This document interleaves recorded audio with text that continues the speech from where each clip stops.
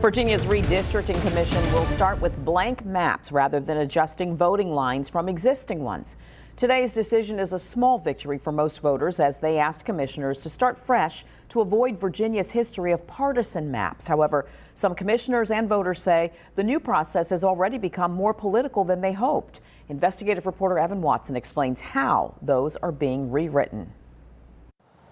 First, Virginia's Redistricting Commission decided to hire 2 lawyers, one Republican and one Democrat, instead of one legal counsel.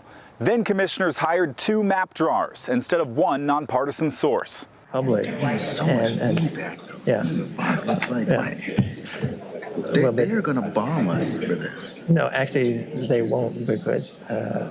Last week, a hot mic during a commission break caught State Senator George Barker telling Virginia Beach Citizen Commissioner Brandon Hutchins only a fairly small segment of the public is paying attention to redistricting. You know, I think in the end we'll be all, we're not going to get behind on this. Today, some voters responded. I got up at 5 o'clock this morning so I could come up here from Newport News. We are indeed listening and watching. Commissioners debated how to start the process today, ultimately voting for blank maps, having map drawers start fresh. I don't think that this is a negotiable thing. I think that we should do what the citizens of the Commonwealth ask us to do, and that's to start from scratch.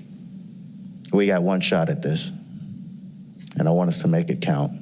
Citizen Commissioner Sean Kumar criticized how the choices of lawyers and map drawers have protected political parties so far, arguing for transparency and all discussions to be held in public meetings going forward. But there's a lot of people in Virginia that would like to be less partisan than they are, but they can't because of gerrymandering. And what we're talking about doing here is basically not too distant from what we've done in the past, which is what people have fundamentally and overwhelmingly told us they want something different. Republicans nominated John Morgan as a map drawer today. He helped draw the GOP House of Delegate maps after the 2010 census. 11 of those districts were later ruled unconstitutional for racial discrimination.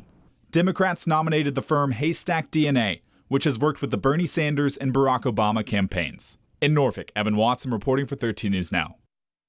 Today, redistricting advocates asked commissioners to hire a nonpartisan map evaluator to review future proposed maps mathematically and to publicly ensure voter confidence.